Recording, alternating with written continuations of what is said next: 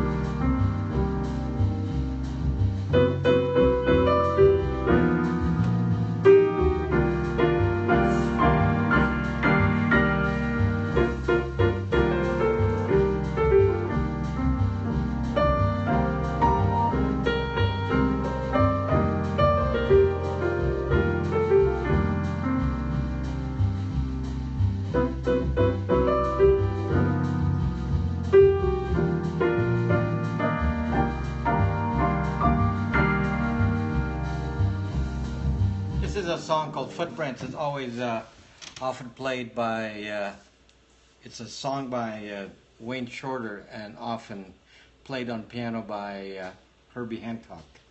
So kind of a nice modal tune, and kind of difficult to find a good backing track for it, like in real life. In real life it's a lot easier to play than with that kind of backing track. Hello Gentle George, and hello to my good friend Go Rice Girl Joanne. I'm going to play one more tune for you guys. We're not done yet. Even though my tunes are not really made for the millennial. I hate lawyers. Don't tell me about any zucking attorney generals. I hate lawyers. Today I Googled myself. What did you find when you Googled yourself? I'm sure it's not good news. How's your tooth healing now? It's still painful. It's still a problem. It's getting better, but not better enough. Oops, I forgot what I was playing. Hold on, I didn't play the melody on time. It's really painful, so hard to eat.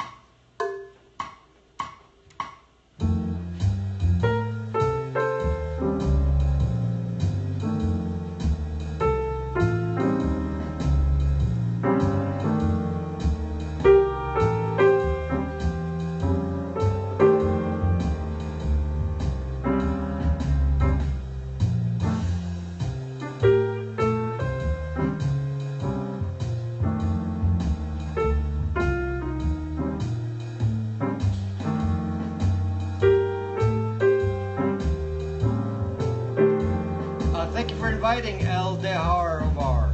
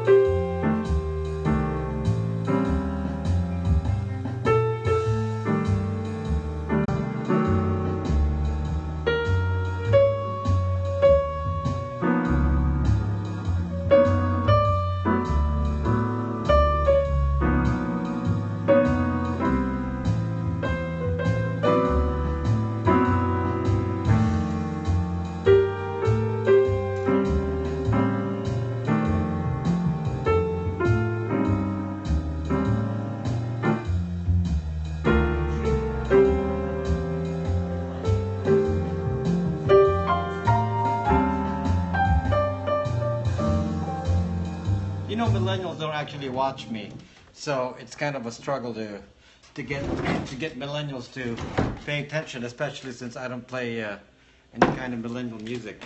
So, what's a millennial? What do you consider to be millennial music? Justin Bieber. So what the zuck am I gonna play? So I was born in the 70s, so I'm a funkennial. Francis Shirley, put on the rap. Yeah, but what do I do on piano? So I'm kind of limited here what I can do on the piano for the millennials. And I have two millennial kids in here. Yes, Killer Joe. I have two millennial kids in here, and my millennials prefer death metal. So that's their deal, death metal. So I'm oldies and classical. There you go. So I started with I started out as a rocker back in the 70s. I'm a rocker type, and now I'm a jazz guy. So I went from rocker to jazz guy. I actually didn't know any jazz when I was young, so I learned it late. Did anyone catch my post on Brax? Today, you mean, super student? Not today, but I'm sure everybody caught your post before. Hello, bass guy. People ignore the lantern up there. Well, the lantern is crooked now. I don't know why it looks crooked on the video here. What the zuck is up? Why does it look crooked? So anyway, it's funny. I don't see the lantern on the phone, but it shows up on the. That is really weird. I don't see it on my phone, but it shows up on my iPad. So it looks like they don't show you the whole picture on the phone. Interesting. I dig the lamp. It's not a real lamp. It's just a candle thing. We don't actually use it. That is very, very strange. Yes, very, very strange. I don't see it now. Yes, I moved it. So my topic actually is a response. Equinox is that's just a minor blues, just like I just did Footprints. It's an equinox. It's like a minor blues. Is that for when the three-letter agencies cut to power? Is that a hole in the blinds? There is no sucking hole in the blinds. That's just moon over my head. Young man, quite loud. Young man, very loud. Okay, so observing. So bring back the lantern. Okay, grow the heck up. So what? Grow the heck up sent you. Who the heck is grow the heck up? Where's the mute button? Millennials. My scope tonight is in response to a millennial that actually contacted me, and he said, there's no real urgency to deal with the topics that I talk about. Yes, I talk about privacy and I talk about safety on the internet, and to a millennial there is really no urgency, and I have to respond to that. Because I can't respond to that in a short message like chat, because it's too complex to discuss in such a brief way, because it's kind of it's a deep topic. So I consider a millennial, and I really am addressing this to anyone 30 and below. Really, if I say millennial, I really mean 30. Anyone who's 30 and below, and that includes the young kids. Apparently, the young kids are not called millennials. If you're under 20. Or 21, I think you're not called a millennial, you're called something else. So not you. You mean cupcakes? I don't know. I don't know what you call a generation above 30. So I don't know what you call a generation in the teens right now. So if you're in the teens, I think they have called a zero. Above 30 also. So you're lost. MJ the milkman is lost. Why are you lost? I haven't even started yet. Snowflakes? No, I don't think so. I'm Gen X, but I think like a millennial more than most Gen Xers. Millennials were born 85 to 95. No, I think, yeah, maybe. I have a, so my kids are millennials. I have two of them are millennials, but I don't know. Is it just 95? It does it extend to 96? Anyone over 17 is not a millennial. I think so. That if you're under, you know, if you're in your teens right now, you probably wouldn't be called a millennial. There's some as of yet unidentified name for you, for your generation, but they don't know until they figure out what the zuck you're gonna do, young people. You're born in the 70s, you're safe. You're born in the zucking 70s, you're a young man, Gentle George, if you're born in the 70s. So if you're called Zuckers, yeah, by Leo Kardashians, I'm pre-boomer. You're pre-boomer? What does that mean? You're older than boomer? Any nomads in here? What's the topic? The topic is about you, JYB Logistics. The topic is about you and the New World Order for millennials. So I'm going to define a world for those of you under 30. Under 30. If you're under 30, this really applies to you. If you're like me, you're older than dirt, you're going to say, well, this doesn't, affect me too much now. I can survive. And yes, the rest of us who are older will probably survive, but the ones who are younger, likely, you're 97. If you're younger than, if you're 30 or younger, you probably will not survive. And that's in this New World Order. And that's what I'm going to define for you. 30 and below, listen up. Mike Edge, 26, listen up. Listen up, people. Because I'm going to tell you for a world that you didn't even realize you got yourself into. And I have, basically all of my brother's children, my brothers and sisters' children are all millennials. Two of my children are millennials, and so in this 20s to 30s generation. And just to define a millennial for you, characteristically, I remember when my son was in high school, he was just starting. He was in the early part of high school, and one of the biggest things in high school was Snapchat. So this is about 7 years ago. Snapchat. I just want to define to you the period here. So what was happening around then, just so you understand what was happening in the early life of a millennial. So around then, so this would have been what, 2000, I'm trying to get the 2008, 2009, around there. What was happening? First of all, my young son then, entering high school, he was on MySpace. He was in MySpace. And then he moved to he was on MySpace, and a lot of kids moved from MySpace to some of them moved to Facebook, some, but then it turns out that back then mostly it was the older people who were starting out on Facebook, and a lot of the kids were moving to Snapchat. This was in the early in that time period, 2009. Facebook was already up. Facebook became popular in like 2007, while MySpace was already quite popular back then.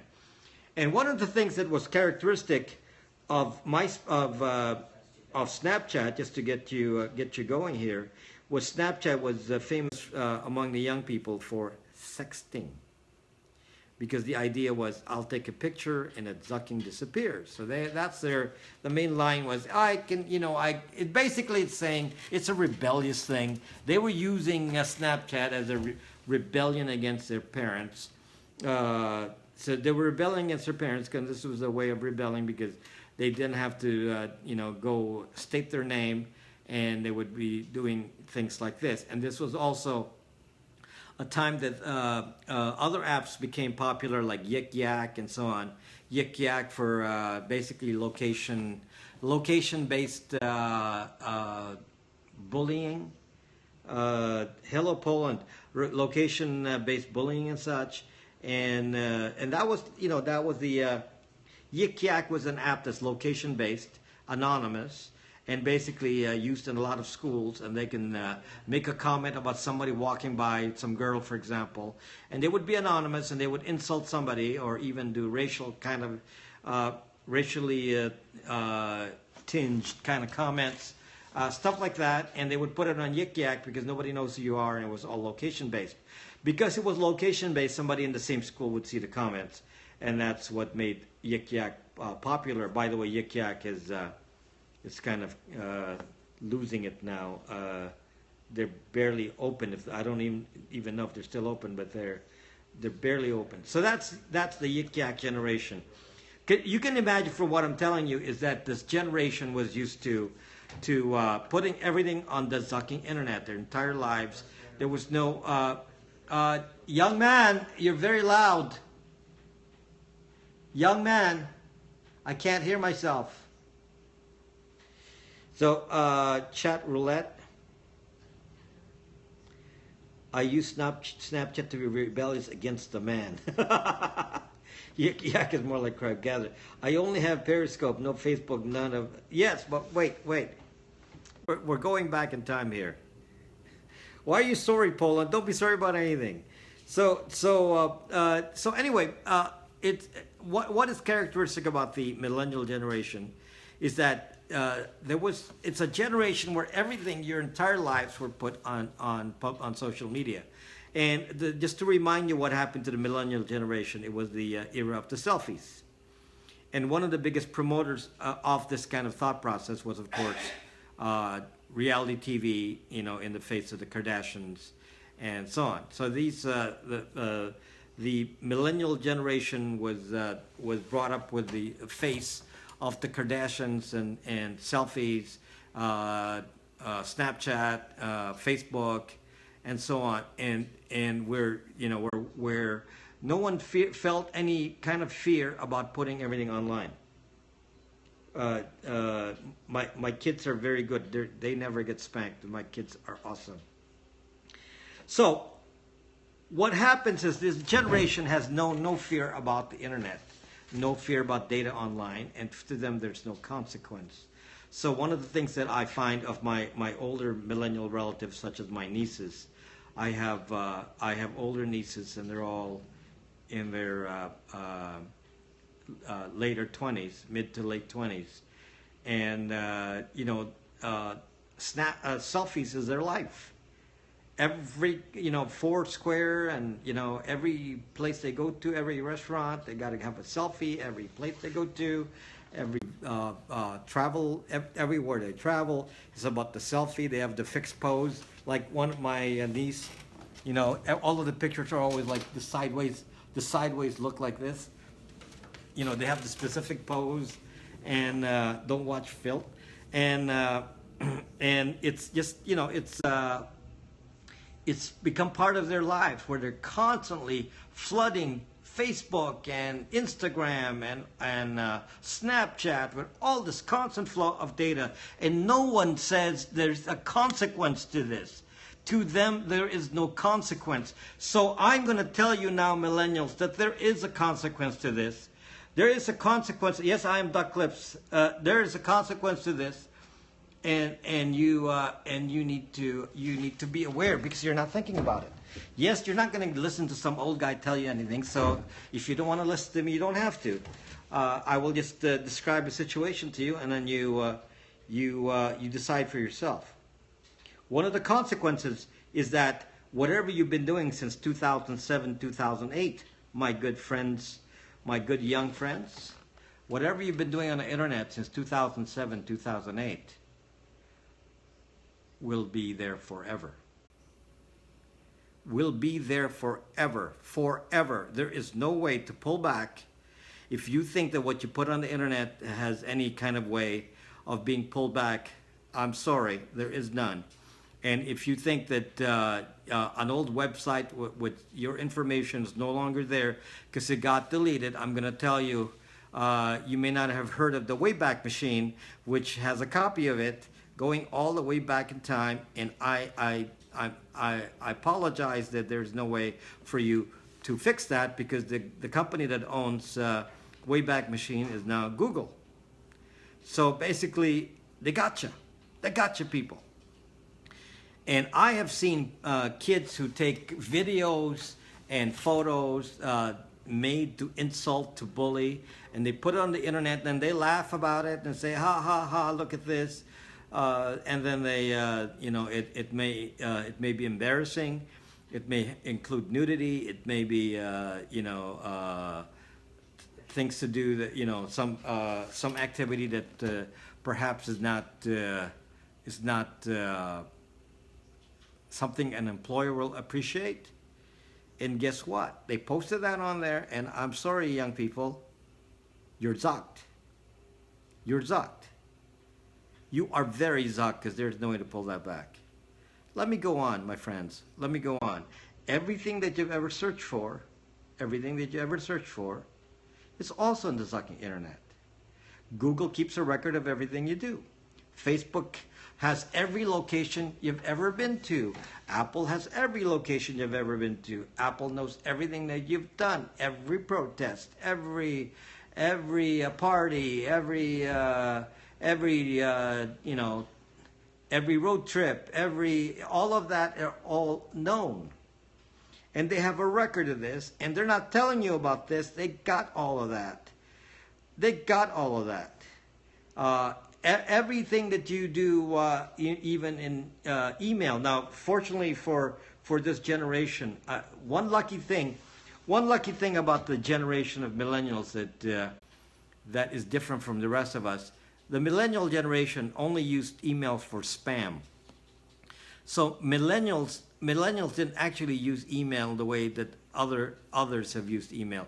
We as older people tend to use email, at work and so on, and use it quite a bit. And I'm going to tell you right now that millennials tend to use email to look for messages from their university, look for messages from their teachers and professors. Other than that, it's not that useful. They don't communicate via email.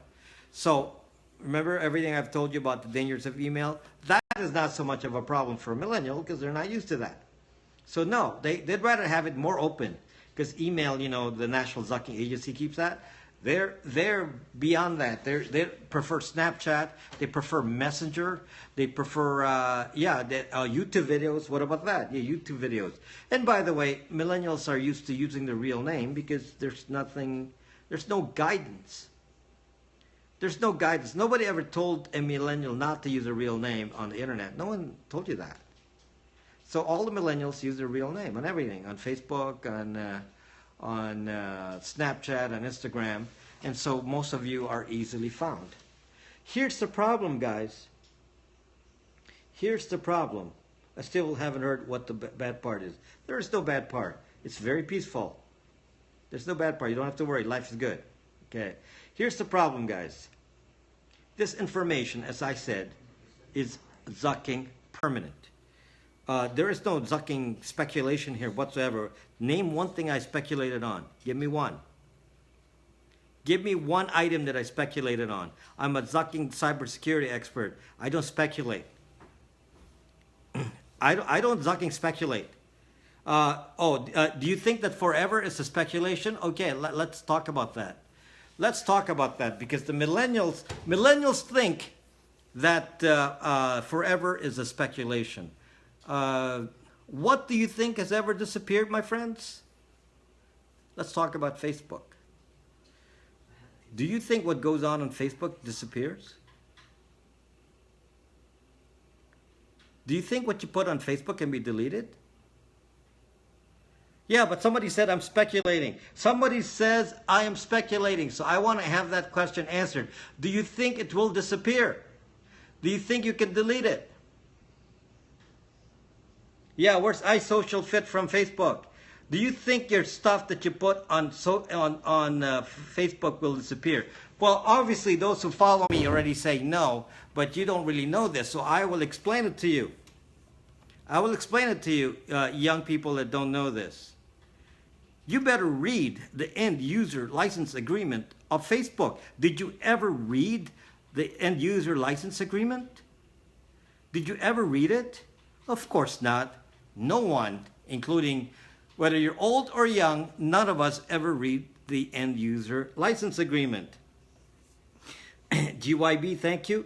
No one reads the end user license agreement. So I'm going to give you a little bit of a news. I'm going to give you a little bit of news, buddy.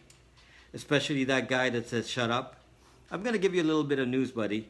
Whatever you post here on Zucking Periscope, do you think that disappears? Do you think what you post on Zucking Periscope disappears?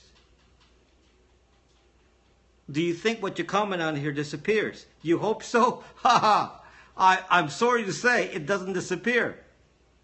There are so many companies tracking all these comments, including eggdrop.com. If you're wondering, go to eggdrop.com and read the comments from this scope and say, huh? Those are my comments. What the zuck? It's being stored. Your comments are being stored on eggdrop.com. That's one company. The Scoper Chat. There's Casey's, on and on and on. Perry something Zizzle and all that. It's all stored. Now, what do you think happens on Facebook? What do you think happens on Facebook, people? Everything that you make a comment on there or post or locations, pictures, parties, videos, stay there forever. Forever. In case you didn't know, you got to read the end user license agreement because it says so. It says so. We have a right to share this zucking forever. Forever. Now, you're saying, well, who cares? I have privacy settings on ZuckBook. I have privacy settings on ZuckBook. So you say, well, it doesn't matter. You don't have to care. You don't have to care. Exactly. This is why I feel sorry for you if you don't care, but it's your life. This is exactly what I'm trying to say. The millennial generation doesn't care. Exactly. It's true. You do not care. And I'm not going to be able to change that because you are continuing to not care, but at least I will tell you what's going to happen. Young man may be quiet, we can't hear you. I browse incognito, so it's all good. Oh my gosh, you browse incognito. Wow. Incognito mode. Oh my gosh. Oh my gosh, incognito mode. You're really like incognito, wow. Okay, so when your posts go on Facebook, what do you think happens to that? Do you think you have privacy settings? Don't you think that Facebook knows everything about you, who your relatives are, who your friends are, who your classmates are, all the locations you've ever been in, all your likes, your political beliefs, your religion, your lack of religion, your favorite music, your favorite argument, your enemies? Don't you think they know all that? And worst of all, they know your zucking face with 98% accuracy facial recognition. Now, what issue is this? Well, the problem, guys, is that the data doesn't stay on Zucking ZuckBook. It doesn't stay there. If you think that your data on Facebook stays on Facebook, I got news for you. I got news for you, kids. I got news for you. I'm going to name some companies for you that are called social media aggregators, and their job is to collect your zucking data every zucking day, every zucking selfie, every zucking post, every zucking swear word, all of that, every swear word you say, they got that. Okay, now what do you think is going to happen to this? And what's going to happen when they have a collection of this for the next 25 zucking years? For the rest of your zucking life, young people, for the rest of your zucking life, everything about your life is being captured by these companies called Intellius, Axiom, Spokio, Been Verified, People Finders, on and on and on. And you know what they do with this data? They zucking sell it. They zucking sell that data. Oh, and who do they sell it to? I'll give you a good one. Your zucking employer. You want to cut. They sell it to your zucking employer. Your employers are now looking at your social media and saying, this is how we're going to find out what you're like. And they're going to look back at the last 20 years when you're in your middle age. They're saying, okay, let me see what you're like the last 20 years. And they say, what? This Zucker, we're not going to hire this Zucker in here. You're self-employed. Uncle Joe, you're too old. You don't have to worry. Insurance, rating, careers of any sort, clubs, organizations, religious organizations, all of that's going to say, we are going to grade you like a credit report, grade you based on social media. And you guys like constantly flood the internet with all this saying, this is fucking cool. I can talk to every one of my friends on sucking Instagram, Black Mirror, exactly. Watch Black Mirror. That's your life in future. That's exactly what it's going to be like. Oh, it's going to be worse than that. It's going to be worse than that. I'm only giving you the beginning. This is only the beginning of the problem. I am only at this point right now. I'm only at this point of the problem here. You are truly zucked. So those of you who can't control yourself, those of you who put all of your activities in the open internet and have not realized that there is value to using products that hide your actions on the internet. There are products like mine. Oh, by the way, yes, I'm plugging my app. It's called Brax.me. I have an app. It's called Brax.me. Yes, I plug it. It's free. And the point of my app is to hide your activities on the zucking internet. You can do what you young people do. That's okay. You can argue, you can share pictures, and you can do whatever you want. But one of the things that I try to do is to hide you. I want to hide you so in the future nobody can go back and say, yes, I saw that on the zucking internet. I saw it on Zucking Zuckbook. I want to hide you. John Ho. John, and it's actually, this is also in a response to John. John, I believe, John, you're a millennial, aren't you? I don't know how old you are, but somebody said you were still a millennial. So this is actually also in response to John's question to me. John Ho, I'm 30. No, you're too old. Not too old, but too old to be categorized as a millennial. 27 is a millennial. Yes. I consider a millennial to be early 30s down. I'm old, but usually it's the main focus that I'm making is 30s and below. I mean 30 and below. So that's my conception of what about ancestry. John has a cat and a wife, so he's not a millennial. Poland, you're old. Lucky you.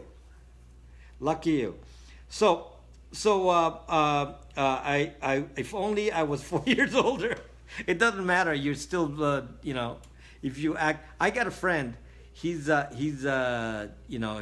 40, early 40s or 40, and Zucking lives his life like a millennial. Selfies. He's used to the sharing economy, Uber, B&B. I mean, he's used to everything. Everything is app based. His whole life is app based.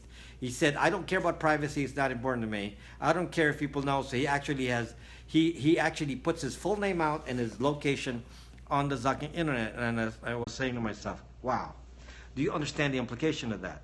So we're gonna up the ante now. So yeah, John, sounds like you. So we're gonna up the ante now. So what I told you is that your data never Zucking disappears. I'm 24 years old. Your data never Zucking disappears on the internet, but it's worse than that. One of the things that you're doing with your presence on the internet with a real name, such as you have on Facebook, is you create an index. You create an identity index. It's like a lookup. It's like a library. You go to the library and you look for a book, and you look for the title of the book, and it's always there. It's like the Library of Congress. We know what this book is, and it's always there. Well, that's what Facebook is. Facebook is that. So when you're on Facebook, somebody can now take a photo of your face and then look you up and find your real name and everything about you on Facebook. It's like an index. Once they find you on Facebook, they can now correlate to all of the collected data on the Zucking internet, which is so extensive. You're okay with that? Well, I'm going to tell you that what you think about the data on the internet is much scarier than you think. Because you guys don't know what's going on because you don't work in the field. Well, I work in cybersecurity. I know what data is being collected about each and every one of you. I know what data is being collected about you, Zeter Hut. And it's scary. it is quite scary what is being collected from you. I know that Apple and Google collects your location data every second. Well, not every second, but every few seconds. They can collect your location data, and they have it in their database. And they know your Apple ID and your Google ID. That means they pretty much know where everyone in the world is at any one time. Ever. Ever. Don't ask me the why. I'm telling you what is. There's no why here. I'm just saying it's being collected now. It's being collected now. All of your emails go to the zucking internet, and it's being read. Who's doing the reading at the moment? I think the National Zucking Agency, the NSA. We don't say NSA here, so we say the National Zucking Agency. They are reading your emails, and it's being collected, and they don't tell you that. And you think that's safe? It's not safe.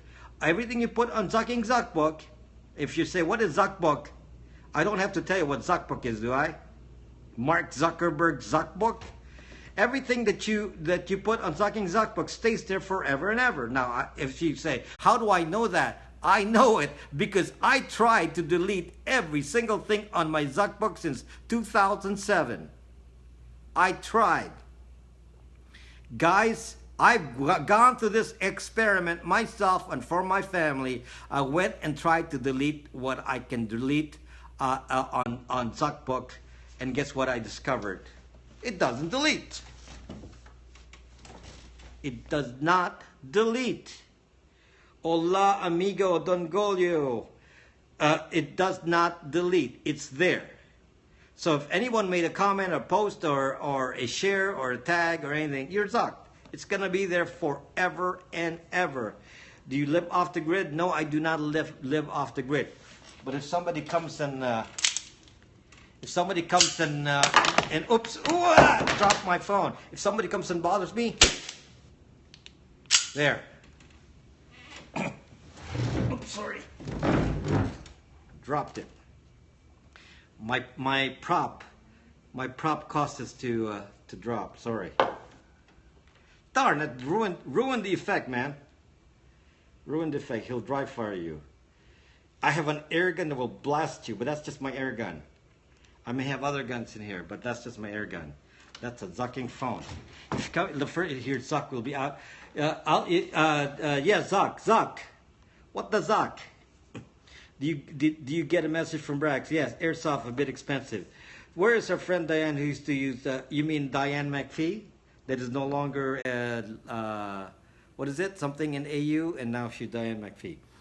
So does Periscope save it forever? Periscope itself doesn't save it forever, but some other people do, such as eggdrop.com and ScoperChat and all these other companies that collect this. Okay, so Facebook made it a point to tell you that they do keep it forever. Facebook already said to you they are keeping it forever, and you're saying, well, who cares? Keep it. Keep it. It's not important to me. Okay, fine. So if you think that's not important, let me tell you what's going to happen next. So what is going to happen next is a trend that you don't even realize. Technology is moving faster than you can imagine, guys. Young men and women. Young men and women. Technology. Eggdrop is eggdrp.com. No O. Check it out. Technology is moving faster than most of you realize, and I can tell you this because I'm in the technology field, and I'm not only just in the technology field, I'm in cybersecurity, and I know the problems of what we're collecting from you, and that we are sneaking this data out of you, and you guys are not aware. You are not aware, and you're ageist. You are not aware. You are not aware. Why do you say we? You are not aware of how much is being collected. Why do I say we? Because it's like a general term relating to us as tech people. Tech people and apps collect data in extreme amounts of ways, and more invasive than the next. And invasiveness in social media is expected and is common, and you give the data willingly, and for the possibility of using something for free, you give the data willingly. You give it to Facebook, you give it to Instagram, you give it to LinkedIn, you give it to Google, you give it to Snapchat. You give it for free because you get something for free. This is not the time to be talking about a VPN. We'll have a different scope for defense here. This is a response to a millennial who asked me, why is this important? Why do I believe privacy, which is what I'm talking about here? Why do I feel that it's important for millennials to acknowledge that perhaps they should not put all of their Zucking data on the Zucking internet? That's what I'm trying to communicate here. I'm trying to tell millennials that, hey, we need to pause. Jason May, we need make privacy great again. We need to pause and say, do you know what's happening here? Young men and women, what has happened here is we have collected data about you and about the rest of us adults in the amount, just on Facebook alone. Let's talk about Facebook alone here. Let's just talk about Facebook. Facebook has collected data of such an intense nature that they can now profile your personality. And they have collected this for 2 billion people. 2 billion. And just to get you an idea, just for comparison, there's only 300 million people in the United States and probably only 200 million or less on Facebook. But yet, 200 million Americans on Facebook, yet Facebook has 2 billion people on Facebook, and they want to increase that by another billion from India, another billion from Africa. They want to increase that so they get 4 billion people, or they want to put half the Zucking population on Facebook. Now, do you understand that in the history of mankind, young people, in the history of mankind, we have never had this much data collected about any kind of people in the world ever. Ever. It's never happened. It's never happened. Is anyone thinking about the effect of collecting so much data that they know about your behaviors, your choices, your preferences, your political beliefs, your family life, your problems, and it's like and it's being collected over the next till you're in your middle age, and this has never happened in the history of man. And things don't occur in the same kind of, the world changes. Sometimes it's kind of rough in the world. Sometimes, bye hominids. Sometimes it's kind of rough in the world. Remember the days of Hitler. What if Hitler had this kind of data?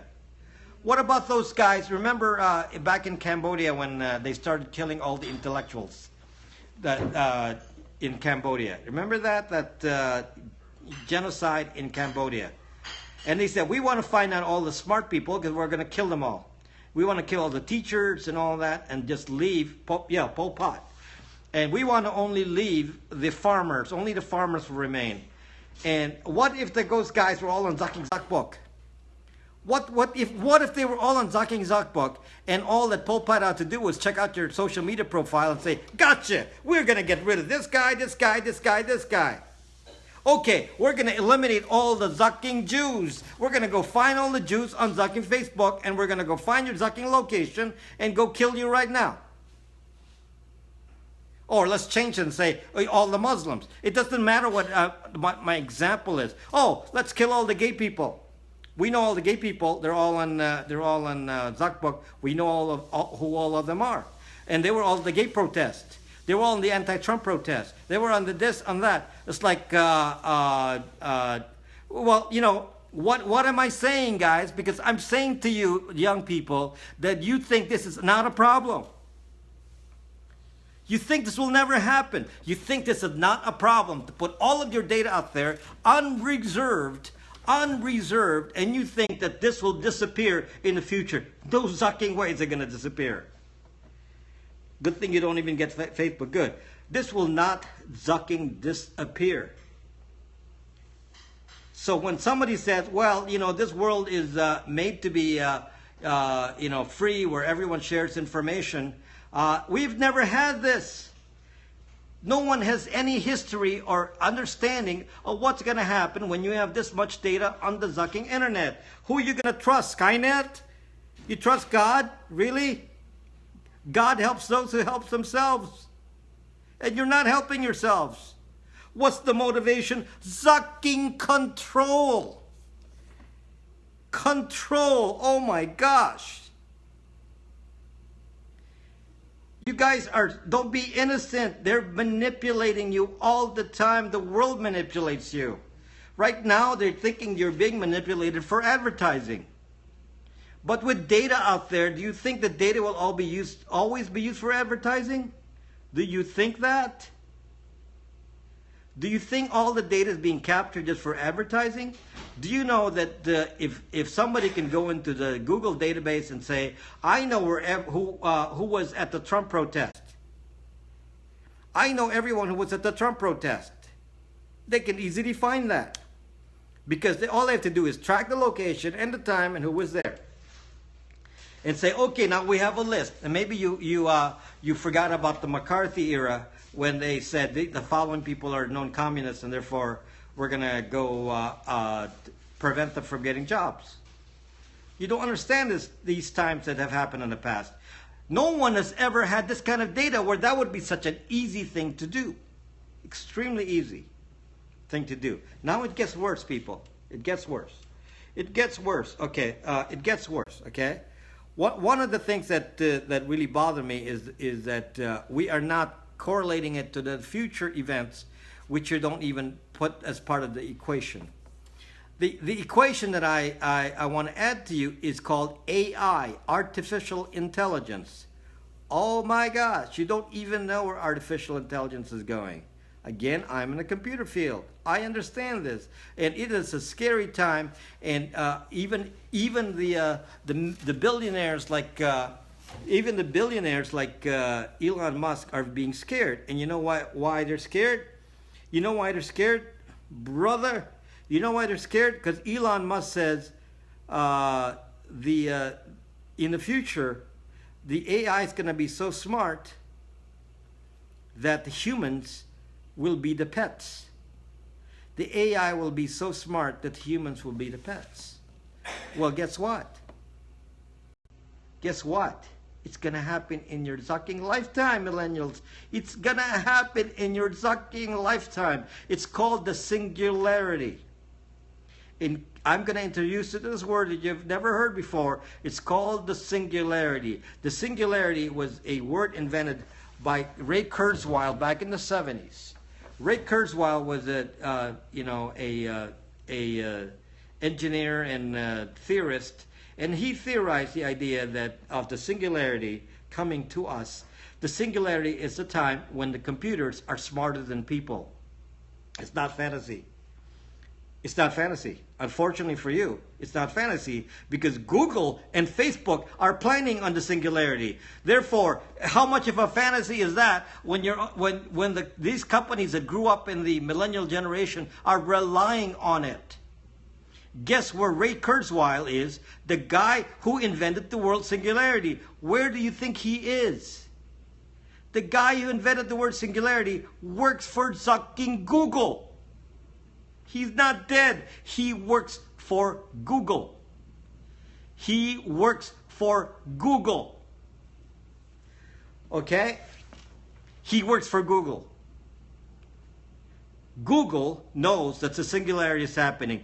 Facebook, Zuck knows very well that the singularity is coming. In fact, Zuckerberg aims to speed it up by using CERN computers.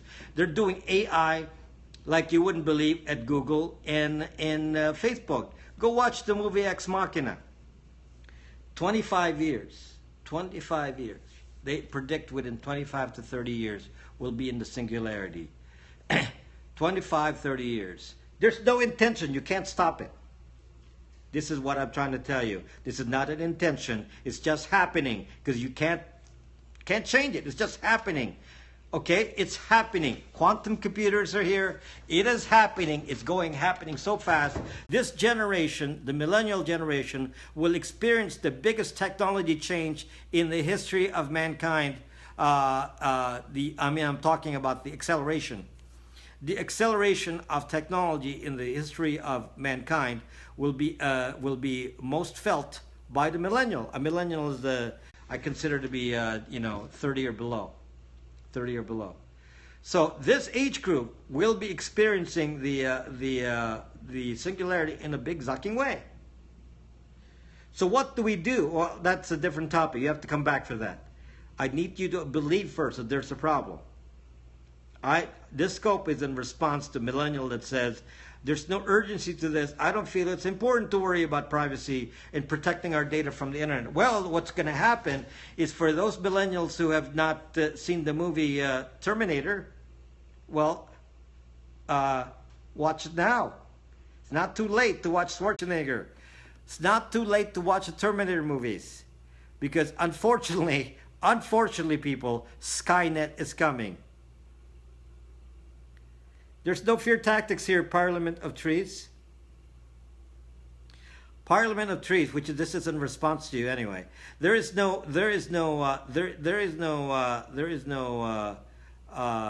Everything I'm talking about is factual. Everything I talk about is factual. The issue that I'm talking about with AI, which is being planned for by Facebook and Google, is coming. It's just no ifs, ands, or buts. They're actually the technology is being improved day by day. They're already doing just to give you the situation now. Whoever thought that we would be in a robotic world in 3-4 years? We'll be in the middle of a heavily robotic world. Did you know that? See, this is the problem. This is the problem.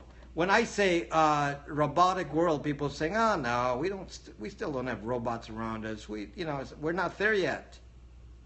We're not there yet." And then it sneaks up on you, because guys, what do you think driverless cars are? Autonomous vehicles are robots. Autonomous vehicles are robots. Autonomous vehicles are going to be in the store in 2020. In 2020 and 2021, many of these cars, if not most of them, will be autonomous. They're selling them now, Mercedes and Tesla, of course, being the ones selling them today. But in 2020, they will be very, very common. Completely autonomous vehicles. And completely autonomous vehicles are not cars, they're robots that drive around. They're robots that drive you around. They're intelligent. They know where to take you. They have AI. What do you think they are? Put them in it doesn't matter what you think it is. Jelfo Charlie. It doesn't matter what you think. To make you feel good, it's just a zucking car. To make you feel good, it's just a zucking car. But it knows how to avoid and direct and reach an objective, right? Well, what if I made it smaller? What if I made it smaller? What if I give it a zucking gun? It's not years away. That is years away. Oh my gosh, you're not reading the news, aren't you? That is years away. Yes, 2020. We're in 2017, people. We're in 2017. These are autonomous vehicles. They're autonomous. Okay? They're autonomous. I can't believe this. These people are saying, "Oh, that's zucking far away." Okay, then don't listen to me now. Listen to me in 2020. Yes, I am an alien. Okay, don't listen to me now. Listen to me when it's at 2020. And they say, "Whoa, wow, look at all these cars." And then say to yourself, does it have to be a car? Could it be a policeman? Could it be a soldier? I mean, what's the difference between a car that can go deliver itself everywhere and follow instructions versus a robot that's smaller? What's the difference? Yeah, what is the difference between the car and RoboCop? Exactly. I don't know what the difference is. They're the same thing to me. The difference is on the car, you can sit inside. On the car, you can sit inside. If it's a robot, it'll go do whatever you're bidding and tell them to go someplace, and they don't have to put you inside, but they can certainly carry a gun. And one of the things that they do have these computer robots that I'm talking about, just like the cars, they have access to all of your data. They have access to all of the data of every Zaki millennial ever. They know where you go to school, where you've gone to school, all of your thoughts, the fact that you may become a future terrorist. They know all that. So one of these days you're going to be facing the robot. The robot's going to say, you know what? I think you're going to commit a crime. I think you're going to commit a crime. I'm going to arrest you now. How well does a robot take shots from an AR-15? The robot may be equipped with an AR-15. I'm gonna arrest you now. You're about to commit a crime. I saw your Facebook pics. I saw your parties when you were young. We're gonna get you. Come to jail. And, yeah, you say, okay, this guy is like theorizing now. Okay, fine. So we're theorizing here. The point is the mechanism is there. You are, of course, I'm a comedian, but you're like, you are. How will anyone afford this stuff? Well, it doesn't have to, because you won't have a job anyway. Do you even realize? Let's talk about that part. What happens to you millennials when there are less jobs? There'll be less jobs now because the computers will take all over the work, and they'll say, well, we'll profile the people and see who has a very good social media record, and the ones who have a poor social media record because there's always swearing on the Zaki internet, let's get rid of them. We don't want to hire those people. Let's profile the healthy ones. All those who were smoking as kids on social media, oh, we don't want to hire those. I use MySpace. Oh yes, MySpace is secure. Bah. FB will be your new FICO score. Yes, it'll be your FICO. They will have exactly what it is. That's Black Mirror. I play that song you play frequently, and that's good. So what I'm trying to tell you is that you're flooding the internet with your data, and you're not thinking about the consequences of a database being collected on each and every one of you. And the ones who will be safer are the ones with less data. Black Mirror is dope, but yet you listen to me and say, this guy's talking nonsense. You say, Black Mirror is dope, but this guy's talking nonsense. And yet you think back and say, what the zuck am I talking about? Black Mirror is a friendly version of the future. Black Mirror is a friendly version of the future, and I can't guarantee that for you, my friends. I cannot guarantee that the future will be as friendly as Black Mirror is, based on social media and all the social things about social media. I can't guarantee that to you, because you seem to think that there will be no violence in the world, where the world is always constant, and that everyone is always getting along. And I will tell you right now that because of the fact that robots and such will start to impact on jobs and futures and careers and so on, people may fight back. I don't know what's going to happen. This is why I fear Skynet. I fear Skynet. Skynet, by the way, is a time in the movie Terminator where the computers control the world. The machines control the world. That was in the movie Skynet. Unfortunately, I don't know why we're going there, since we all saw the same Zaki movie. We all saw the same Zaki movie, and it's like, my gosh, why are we heading that direction? One of the first things in that movie are drones. And it's like, oh my gosh, I mean, drones. That's one of the early things in the movies, drones. Okay, now remote controlled drones, AI drones, and all this, and suddenly, they're not going to just be delivering packages to your house.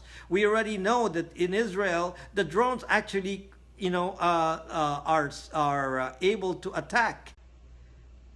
In Israel, the drones are smart enough to actually hover around the target and actually aim the weapon automatically, and the operator has to say, "Shoot." That's it. That's it. That's all that the operator has to do in Israel. Just say shoot, and it shoots. And you're saying, come on, this is in dreamland. This guy is like, this is not going to happen. No, then in North Dakota, the police are now using drones? Who owns all these robots? Well, that's my fear, because only few people own these apps. We're talking about Zuckerberg, Jeff Bezos, Eric Schmidt, Larry Page, and Serge Brin from Google, John Hanke from Pokemon Go. A few handful of people control most of the zucking data in the zucking world. They're worse than the Illuminati. They probably formed their own Illuminati. A few of them control all the data. They have more information than the National Zucking Agency. Soros probably, is building robots now. No, I don't have no idea. That's a bit conspiracy theorish to put Soros in the picture. Okay, so what about his helicopters? Have you heard of Friends Phone Company? No. So you're happy Pokemon Go is gone. I'm gonna tell you, there'll be so many augmented reality apps. You would be the augmented reality apps are coming to you in quantity, and some of them are being released by intelligence agencies because they're used to spy on you. They are the agency. So these people, these people that control the data have more information than any government. They're the new government. They're the globalists. And you're saying, oh, this is no big deal. But this has never happened before.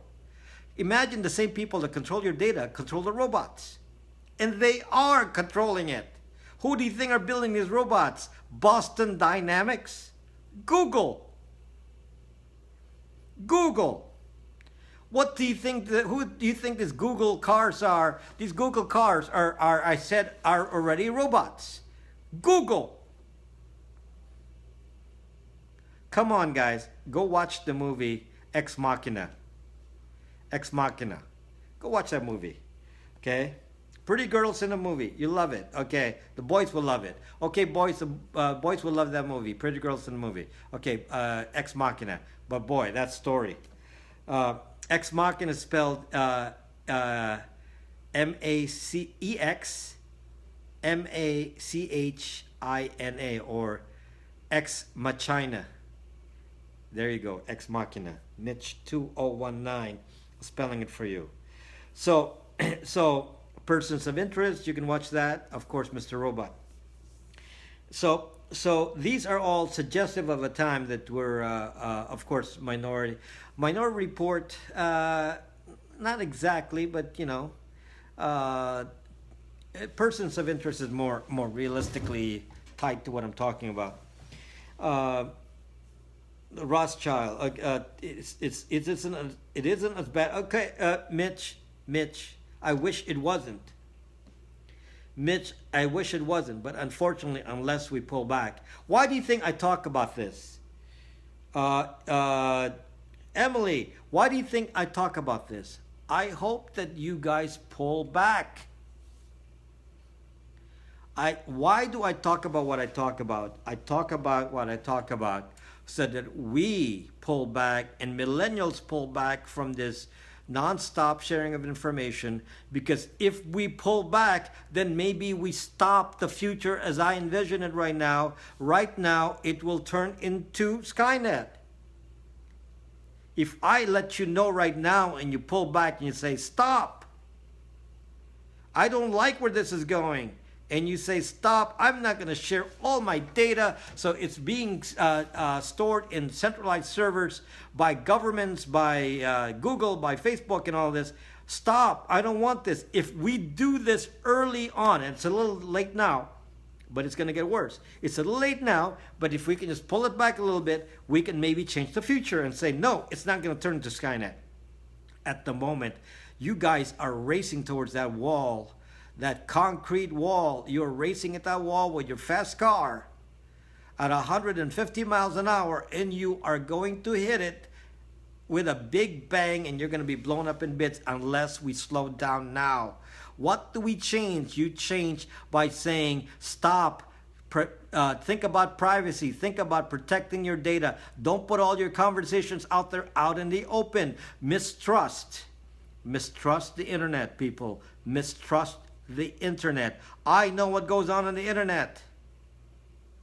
I know what goes on the internet. At the moment, you can't stop it unless you believe. Because one of the ways to stop it is to say, if everyone used my app, by the way, is hides your data from the internet. That's what it does. It's the opposite of Facebook. My app hides your data from the internet. Let's say that 100 million of you decided to use an app like mine. It doesn't have to be mine, but something like that, where it hides your information from the internet. We're going to deprive them of data. We're going to deprive them of data. Suddenly they won't know anything about you. Suddenly they won't know who's for them or who's against them. Suddenly they won't know how to control you. They would protest the hell out of this robot? No. No, because it's called disinformation. They know how to trick you and you don't even know it. You're being played right now and you don't even know it. You're being played right now and you don't even know it. What do you think fake news is and all that is? You're being faked right now. This is the way you're going to be getting information from the future. You're shunning my followers. Why am I shunning my followers? Not my robot, not my robot, not my robot. How can we trust? Get them. Have the attitude that go trust the ones you currently trust, because you seem to trust Facebook. Facebook says we're going to take your data, and apparently you trust that. Okay, you are taking my data. It's fine. I tell you in my end user license agreement, I do not take your data, and you're saying, how do I trust you?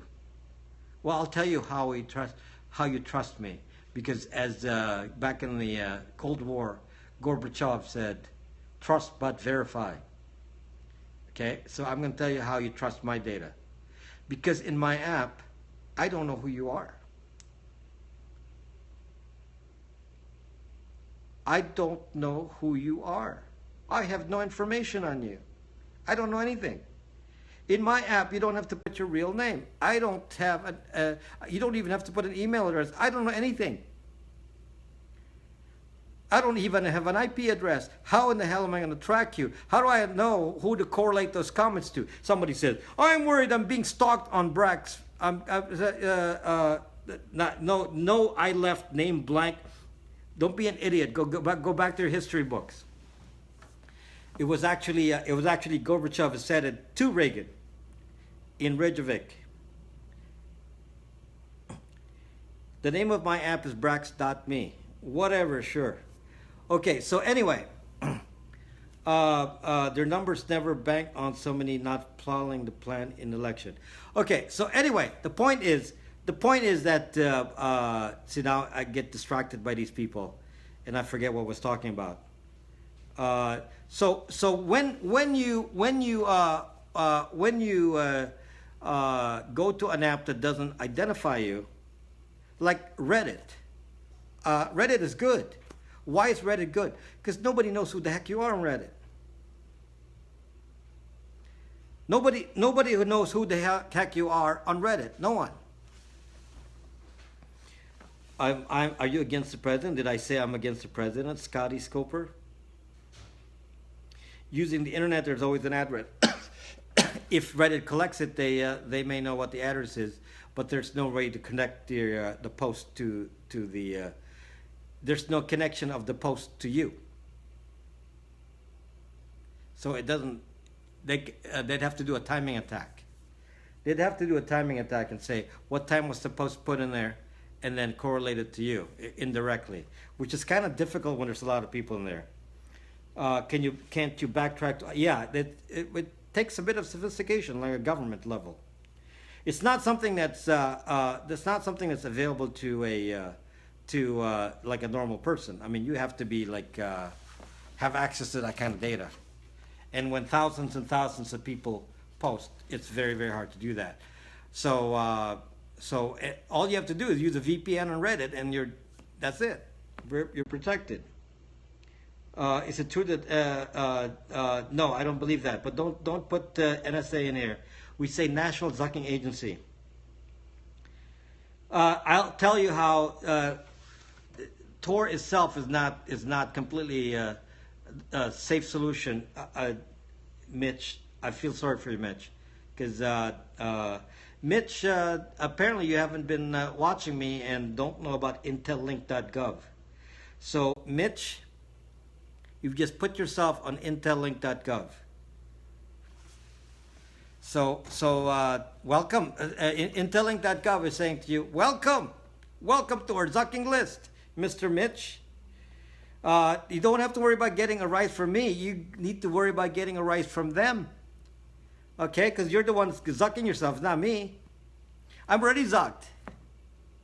Well, I'm already on the list, so that doesn't you know, with all of you saying NSA in here, I've been on the list a long time ago, and the kids are saying, what zucking list? That's a different story. You have been zucked. Well, you will continue to be zucked, and you get zucked some more. So what happens when you get zucked is they turn on your zucking camera, and they start watching your zucking keystrokes. And if you need to know how to do that, how they do that, I'll tell you. I'm zucked too. But some of you people don't know the deeper levels of what I talk about. I'm giving you a big picture here. I'm giving you a big picture here about what I know about what they can do to you. And you say, who's we? Too many. Too many, okay? Because this is the problem. This is the problem, guys. We have a society that says we don't zucking care who spies on us. Our own government spies on us, and we say, zucking cool, man. Let's get spied on. It's zucking cool. They can turn on the zucking camera on my zucking computer, and it's zucking cool. No zucking cool. How can we show? Because I have the list of keywords, and I already know and told you about intellink.gov. And if you're wondering, do not go to suggestion, people. This is just for your safety. Please don't go on Google and search for intellink.gov without using a Tor browser and a VPN. Because I'm going to tell you right now, when you go into intellink.gov, the red lights are flashing over at the National Zucking Agency. They gotcha. Bam. Yes. Bam. So, I would suggest don't go traipsing into intellink.gov just because I said so without a little bit of protection.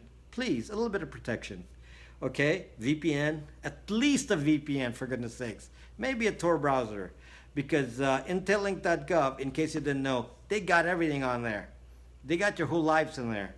What is it? So for the millennials who haven't been watching me and don't know about this, that's the National Zucking Agency's record of you on the internet. I told you your records on the internet are permanent. I'm only talking about Facebook, Google, and private enterprise. I didn't tell you about the government. I didn't tell you about that. The government knows a lot more. The government knows a lot more, and not only do they know a lot more, they know who you are in real life and how they can easily look you up and how can they turn on your zucking camera, insert a virus in your zucking computer, and you're not going to know zucking anything. They want to track you because you have a belief they don't believe in. They have capabilities you don't even understand. The government is they're not going to let you know. You see, you're looking at, you say, well, the FBI isn't that smart. Okay, the FBI isn't the National Zucking Agency. Do you know how many people work in the National Zucking Agency? Do you know how many people work in the National Zucking Agency, my good friends?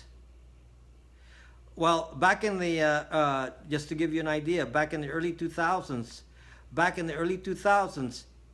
80,000 people.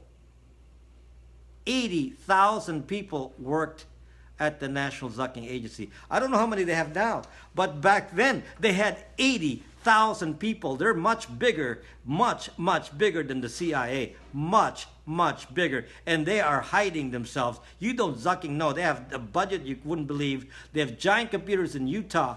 $4 billion worth of storage. And you're saying, oh, they're not watching me. They're not watching me. Sorry, dude. They are. Sorry. Fear tactics? Unfortunately, I wish it were just fear tactics. I really just wish it were just fear. Who cares, though? When a government starts to manipulate you and control you, and takes your data and starts to send you information that's fake, and you're saying, who cares? And you're saying, who cares? My friend, let me just say, if I had that kind of information, I could control an election. Of course. Of course there's something you can do. If you don't leave the way it is, things the way it is, I can control a zucking election. And you think that's a minor thing?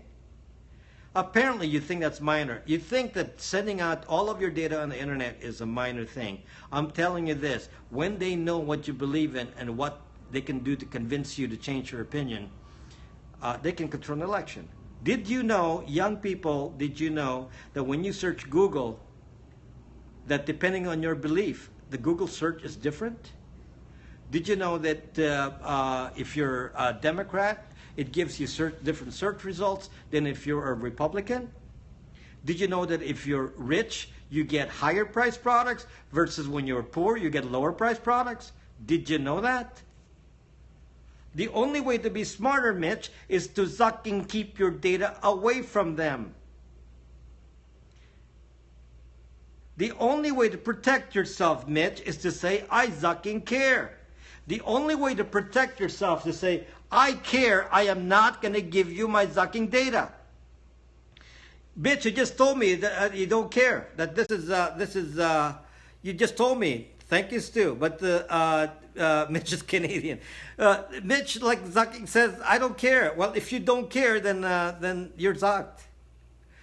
Because all I have to do, if I were trying to control the election, I'm going to say, I want to find out those people who said they don't care. You don't care about young people. What I'm going to do is if I were trying to control an election, I'm going to say, let me find all these people that said they don't care. I'm going to convince them first. Okay, I'm going to convince them first. I'm going to convince them to vote for X because it's the easy choice and and these are the issues that are important to me. First of all, I'm going to build it up first. If I'm going to control an election, I'm going to say, these are the issues that are important to you, young people. I'm going to dictate what that is. I'm going to pound you every day on your zucking internet that these are the issues that are important to you. I'll make them up.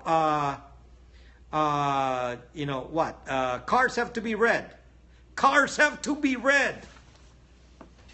Blue cars not allowed. Cars have to be red. So I'm going to push a message to you. Don't be confused, Toya. I'm going to push a message to you because I can. That cars have to be red, and if I do this often enough, they're gonna say, yeah, right. If it's not PC to have a car that's not red, it's not PC. And then you all start thinking, yeah, cars are red, and then then I say, oh, here's a candidate, and the candidate says, I will push the law that says all cars will be red. And you say, oh yeah, that guy, he's cool. He believes in what I believe in. And sucking control. You've already been controlled. By the way, the fuck you talking about? The zuck you talking about? Let me give you a real example here because, of course, I try not to be political. I try not to be political here. That's why I don't want to use examples that are too realistic. But let me just say this. There's an agency in the UK. It's called the GCHQ. Now, if you don't know what GCHQ is the equivalent of the National Zucking Agency in the UK. And this was revealed in the Snowden documents. This actually did happen. And what they did in the UK was they actually modified the internet for a certain group of people. They modified the internet, meaning they trap what you said, search on Google, and they actually fed a different set of results based on that. And one of the targets that no, I don't know what their target is, but I'm going to tell you right now. I'm going to presume their target was ISIS. Well, lo and behold, there's now a new program from Google. It's called Jigsaw. Jigsaw.google.com. So Jigsaw is a artificial intelligence program. It's an artificial intelligence program from Google that says, I want to spot all those who are Islamists and see if they're searching for ISIS and I'm going to modify the internet for these people so that I show them anti-ISIS stuff. Okay, so they're actually doing this. This is go search for it.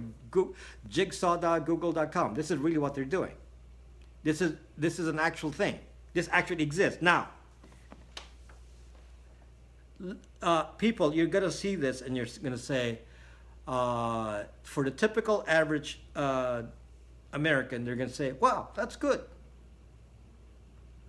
That's good. This is a good thing because now we can get rid of radicals and change their view of the internet and maybe change their mind. Okay, that's good. That's good. Here's the problem. The technology is mind-changing. Do you understand what the tech... Forget that it was ISIS. Think about the technology. The technology is saying, I will find out what you believe in and alter what your belief is by altering your internet, and I'm going to call this project jigsaw.google.com. In other words, it's a manipulation software, and that's one zucking company. One. There are many other companies doing this now. There are many other companies now intent on modifying your zucking internet, and you don't think fake news is part of that? They may have statistically measured the effect of these fake news and seen what would go viral in certain markets based on how it's distributed to certain people. In the future, you're not going to see much in the mainstream media. Your data is going to come from Facebook and all these places, and it's going to be manipulated. And you're saying,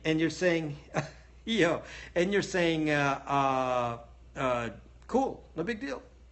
Well, I'm going to tell you something. Jigsaw.google.com is not some conspiracy theory I've invented. Unfortunately for you guys, jigsaw.google.com exists. It exists. And that is one company. There are more companies doing this. And their main goal, people, their main goal is manipulation. There's a company, and I've repeated this several times now, I'll repeat it again. There's a company called Cambridge Analytica from the UK. And guess what their role in life is? What they've done, Cambridge Analytica from the UK, I think it's .org, I can't be certain, but just go Google it, Cambridge Analytica. When you Google that, what you will find is that Cambridge Analytica has created a profile of every zucking American. They've created, not every zucking voting American, they've created a profile of 200 million people. And the profile arrives at a personality. They actually know the personality of 200 million people. And no, I haven't talked much about Zuck tonight except to use it in the sentence, I social fit. So they've arrived at a personality of 200 million people, 200 million Americans. And in case you're wondering what that's for, the 200 million profiles, personality profiles, are made to say how they can trick you. Social engineering. That's exactly what it's about. It's about social engineering.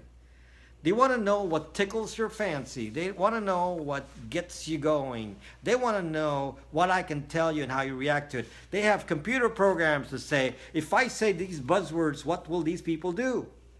Depending on your personality. And this kind of social engineering, social control will be part of the millennial generation that building it right zucking now. And the millennials are saying, this is so unimportant to me. What the zuck? Who cares? This is not real. And I'm saying to you, I wish it weren't real. I wish it were not real. This is the new zucking New World Order. And I wish it weren't real. But unfortunately, Jigsaw is real. Jigsaw is part of the alphabet companies of Google. And if you don't believe me, they're going to use it now on the New York Times. They're going to use it on the New York Times and Facebook. So they're using a part of it called Conversation AI. Basically, they'll say, we're going to filter out the commentary on Facebook and on the New York Times, and if they don't like what's being said, the Google AI will get rid of your comments. What's wrong with that? Freedom? Freedom? What's wrong with that, Mitch? I guess better news? It's called freedom. So if somebody were publishing a back in the time of Hitler, and somebody from Germany, by the way, this is actually real, and somebody would say, "Are you really killing Jews? Why the Zuck are you killing Jews?" And then the AI will say, "Ah, that's out of the mainstream. That's out of the main." Oh, I can't believe this, Mitch. It isn't Hitler's time. Oh my gosh. Oh my gosh. I guess you haven't traveled much, Mitch. You haven't traveled much. You think the world is all kindness. Go to the Middle East. Go to the Middle East. Hitler's. It is not Hitler's time. My goodness. Live in the land of the free. Mitch, the land of the free is manipulating you, and you're still not believing me. Mitch says he lives in the land of the free, and the land of the free is already starting to manipulate you, and you don't think you don't even realize it's happening. Did I say that Google.com is elsewhere? Google.com is made in the U.S. Google.com, Jigsaw.google.com is in the zucking U.S. It's a U.S. program. They can then say, if you want to communicate something that you think is true, and somebody will say that's outside of the mainstream, we're going to cut you out. Oh my gosh, Mitch, you apparently you really act like I'm a millennial, because you apparently never lived. I've lived in a dictatorship, buddy. Mitch, my good friend Mitch. Mitch, I've lived in a dictatorship, and all of you young people have not experienced this, and you've never experienced well, not all of you. Some of you may, but when I was young, I lived in a dictatorship where if I said anything that doesn't conform with the government, then I would have gone to jail. My teachers have gone to jail. People I knew have gone to jail. I don't know what happened to them. And Zuck Ferdinand, exactly. Mitch, don't worry about it. Yes, Mitch. It was called martial law. This is in my lifetime. Did you try protesting? You would go be zucking killed. Zucking protesting. Okay? Do you want to go protest? You'll be zucking dead. No, you would not want to protest. It's a very scary time. It was a very scary time, okay? I remember as a young kid, when martial law was first declared, and I had zucking long hair. And the police would, or sorry, not the police, but military on the streets would just yell at you, point their gun at you, and say, "Come here!" And why do you have long hair? We're going to cut your zucking hair right now. This is part of the national discipline. This is the kind of stuff I grew up with. This is not a joke, guys. If you've ever experienced this, and you're going to say, you don't want this to ever happen to you. So I'm glad you got away. Yeah, when I actually, when I came to the U.S., there was a travel ban. You couldn't leave the country. You couldn't leave the camp. Did you have a man bun? No, but there were no man buns back then. But you couldn't leave. You couldn't leave the country back then. And I was just lucky. I was just lucky that I got a chance to be sponsored to come to the U.S. and that changed my life. I was one of I was still a teenager when I came here, and and that's a long time ago now. And if you experience that and you start and say that this guy ain't joking, when I talk to you about freedom, I know what it's like. I know what it's like not to be free. I know it's like not to be free. I know you suck Big Brother. Who was that? No, it's not Canada pays high taxes, but it's been here for 100 years. It is for control, and unfortunately, I'm trying to convince young people to pay attention to me because they think they're immune. I just kept behind the scenes. We had martial law here in the 60s. Not the same, not the same. You still had freedom here. You could protest. You couldn't protest back then. You could not protest. Who's stopped by the alien? I'm not the young over 35 here. You're so young, Mitch, and you're like, Mitch, you're too young. Buy ammo. Yes. So I, I'm an optimist. Well, I have optimism if the young people come to me and say, I will listen and start to care about how my data is being shared. I will listen to make sure that no one collects my data so I am not zucking controlled. I will listen to that I don't rely on one source on the internet for news because I know it's going to be zucking manipulated. I want you to listen to that, but you're not yet listening to me. You think it's not important. You still go on with your lives. Tomorrow you're going to go back and go to Facebook as usual and nothing's going to change. Yeah, Tenner's on you. Can you avoid getting sucked with a smartphone? No. Unfortunately, you can't avoid getting sucked with a smartphone, but at least you can limit what's on your smartphone. For my age, in 1950 was old. So I'm tribalism. Vicky, my good friend Vicky. My famous good friend, my famous friend, Vicky Natali. Such an excellent singer. You should follow my good friend, Vicky Natali, right there. She will just engage you with song. She's an awesome singer, soulful singer.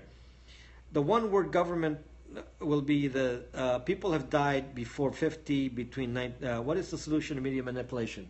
To not have them profile you. The number one defense, guys, is to withhold information about you. To make sure that they don't know much about you by saying, please distinguish. I'm going to give you some general tips, people. And then I got to play music. I'll give you some general tips. It's hard to get unzucked. It's pretty hard to get unzucked. But I'm going to give you some general tips. Tip number one is you need to draw a line in your life and say, where's the line in the sand? What's my public life? What's my private life? Draw a line. Separate the two. Don't be like the Kardashians, where the Kardashians say their entire life, public and private, is one, because that's how they make money. Don't do that. Say there's part of you that needs to be out there because of work, image, so you control an image that's positive and you project that on the internet. The rest of you hide. The rest of you hide. Your private communications, your family talk, your family pictures, you hide that. In general terms, that's what I suggest. Be aware of that. Be aware of the separation in your data between what's public and what's not. Start to use apps like Brax.me. If you don't like my app, use some other app. It doesn't make any difference. Just make sure that you use an app that doesn't expose everything about you. Use an app that does not expose everything about you. Have daily conversations in a protected app where somebody's not building a database. And if I were you, I would start deleting my Facebook. And there's a reason why I say delete your Facebook, because I told you that Facebook you can't remove your data from Facebook, but at least it keeps it from leaking out to the social media aggregators.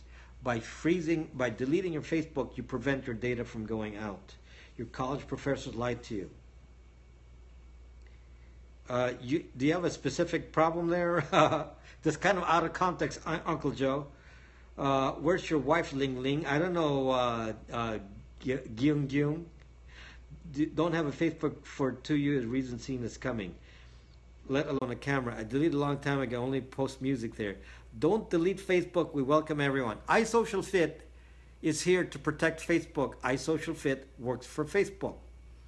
iSocialFit wants to tell Zuck that he saved a few more users. But iSocialFit, who cares if I cause 10 people to leave Facebook? It's not a big deal to you. You can ignore me. iSocialFit tells Zuck he can ignore me. I'm not significant.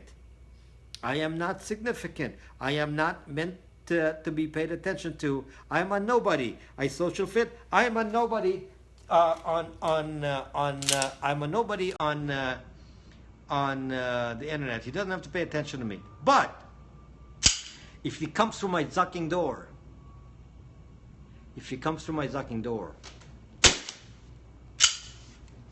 there.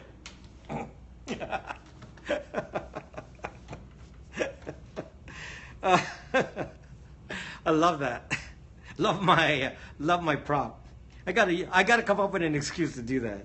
I don't really mean anything bad to Zuck. Zuck seems like a good guy. Yeah, right. Bang bang, like the Chicago.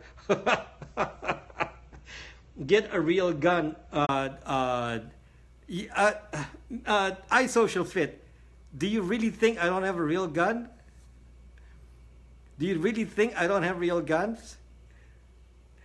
I'm just trying to find an orange tip for my AR-15 so I can put it on scope. I just want to put an orange tip on it. When I find an orange tip, then I'll hold it for you, and you know, Zuck will recognize your face in person. Zuck already knows me. He already took a picture of me. Zuck knows who I am. Say hello to my little friend. Who's your little friend? Zuck is making up for some personal deficit. Internet gangsta. He has a case of hand grenades hidden in the piano. Stop gun grabbing then. I got an orange tip. Orange tip Trump has that you know what you mean. What the Zuck? I don't understand. Some of these comments are not making any sense now. How can I approach, explain to my family, mostly 65, about net security? 65 plus is easier to explain. Steve from Florida, Ching Chong. What do I call you, Steve? I gotta come up with a good insult for you, but I can't come up with one. Because you're too nice. I can take your picture and post it on Zuckbook. They already have my picture, sorry. Don't create a thing, it's called Face Anything. Facebook already has my picture. That's not the problem. The problem is because I don't have a Facebook account. External parties cannot index my name, and that's the good news. Meaning you can't search my name and have it come up with anything on Facebook. You can Zuck it, yes. Yes, you can Zuck it. Zuck is an asset that was put as head of FB. He didn't invent it. I don't know. Did you watch the Facebook movie? Grab them by the orange tip. I will sing for you maybe one day, and we'll make music together. Yes. Call me any name you want. That beast taller than a telephone pole. Dope. Got all these millennials here with you know, yeah, fam. Yeah, fam. All this talk is giving me the runs. Can't offend someone who doesn't care about ignorant opinions. Redo is coming. Say hello to my little friend was a quote from the movie Scarface. Oh, the little friend. You mean like little friend? Like little friend? Like all this new slang, fam. Time to play jazz version of Chopsticks. Forget about it. So you know, hopefully, you know, a couple of you will listen to me tonight. Hopefully, how many people are watching me tonight? 3,000 of you watch me tonight, and hopefully, maybe a couple of you will listen and say, you know, maybe he makes a little bit of sense. Maybe he makes a little bit of sense, but that's all I can expect, to be honest with you. Source always pays you. You know, a couple of you will listen to me and say, He's making sense. Maybe I need to do things with more privacy. I have an app. Running out of time here. I have an app. It's called Brax.me, and my app is made for you to do whatever you want on the Zucking internet. You can do nudies and whatever you want to do. It doesn't matter if you do it on an app like Brax.me because it's encrypted. No one can read it. No one can profile. We have no Zucking idea what you're talking about. No. Don't use Signal. You use Facebook. If you use Facebook Messenger, like as Social Fit says, then it's very expensive, Uncle Joe. You're on it. You paid big bucks to be on Brax. Uncle Joe, you paid big bucks to be. Yeah, you can put nudies or whatever you want, as long as you keep it among yourselves. Nobody cares. You see, I'm not saying to you don't be on the internet. I'm just saying use the internet properly.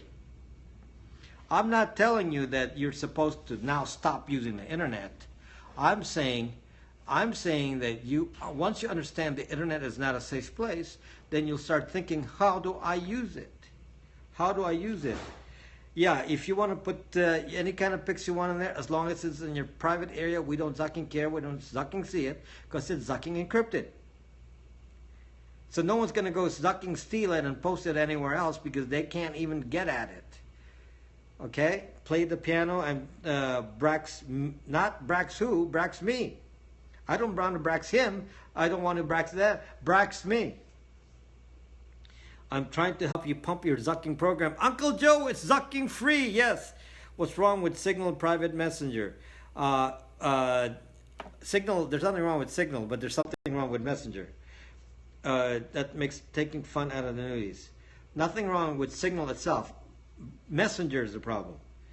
Brax me sounds like Brexit. That's fine. Signal is secure. Sure, I social fit. Whatever you say. So actually, yeah, Signal is secure. Yes, to a point. Signal is fine. Signal is secure actually until the National Zucking Agency wants to get a hold of you, because since it uses. For those of you who are not techie enough, you don't understand this. For those of you who don't understand it, Signal uses asymmetric encryption. Yes, you should fix it. So asymmetric encryption can be broken with a quantum computer. Again, Telegram is fine. Telegram is fine. Wicker, all of these apps are all fine. These are all good. These are all good. However, some of them are not suited for certain kinds of activities.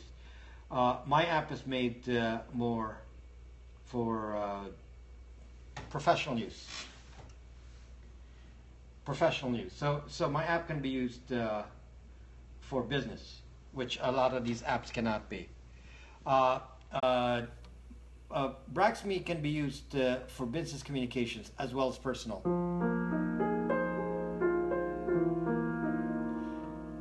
I did a new song, Starlight, but you're late.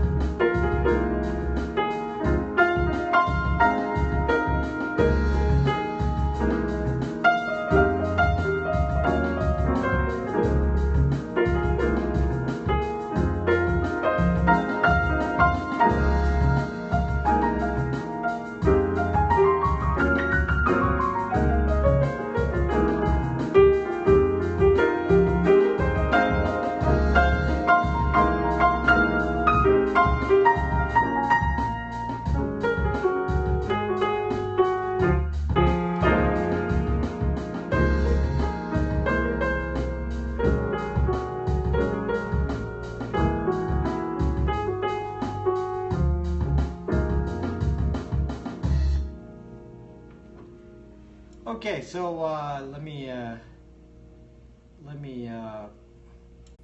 play. Yes, I am a robot. I have no piano skills. Well, that's okay. I'll fill in for you. I'll provide the piano skills for you. Growing Pains.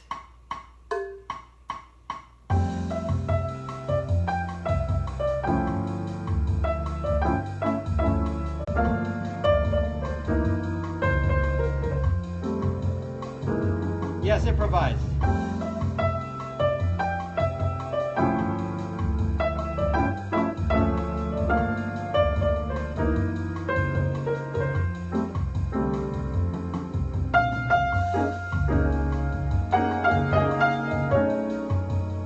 Years ago.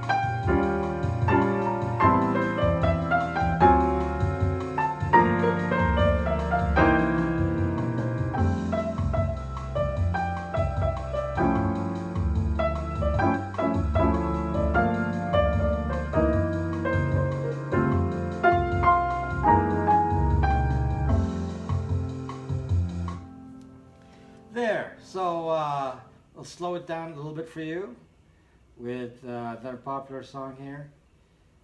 I ran late here, so I'm gonna play at least a couple more because I kind of over talked here. So don't worry, I'll have music. You like this fella. Thank you. That's nice of you. Yeah, it's not all about renting.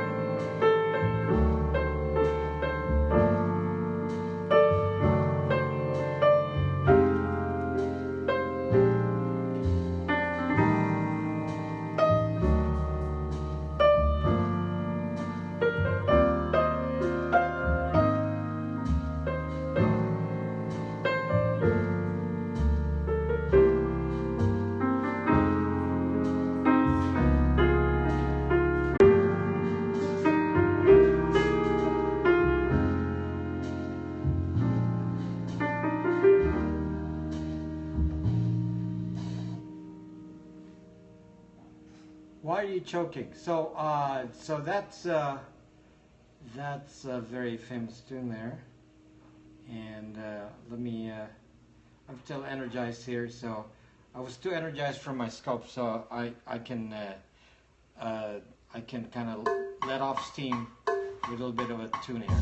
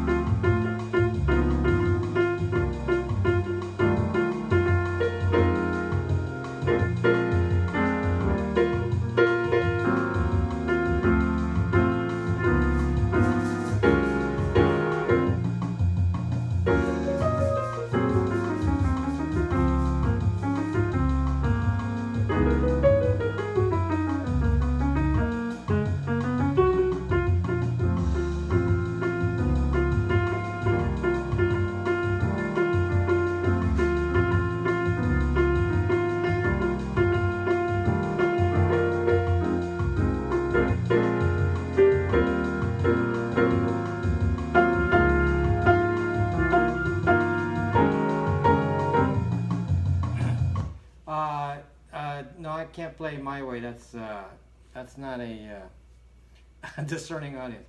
That's not a tune that I would be able to. First of all, it's very, very slow. So I don't even know Evergreen. Here's one that kind of, some of you old timers would recognize. It's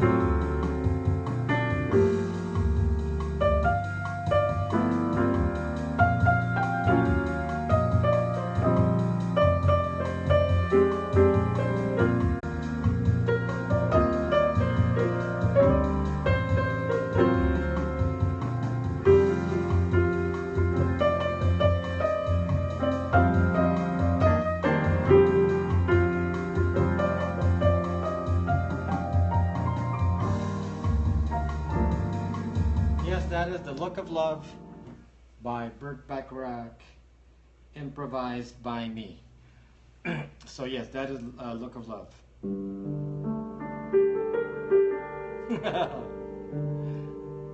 Hammett Milton.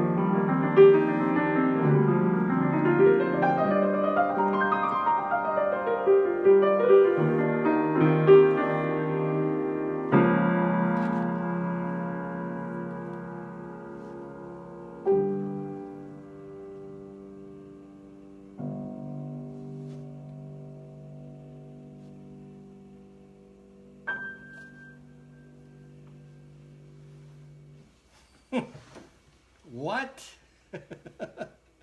Too legit to quit. Improvised, guys. That's the anonymous theme song. Improvised. My Way. My Way. Like My Way. Who was requesting My Way? That improvised My Way and played differently every... Hello, Sarah! And played differently every zucking night. Every zucking night I do it differently, and I hopefully come up with a different... whatever you say, Dihama. That was the North Korean anthem, yes. Your playing's always getting better and better. Start like karaoke, yes. When you start from the bottom, you can work yourself up very easily. A little bit of improvement makes a big difference when you're like zucking starting from the bottom like I do. Iceman, I've been 0 to 100 real quick.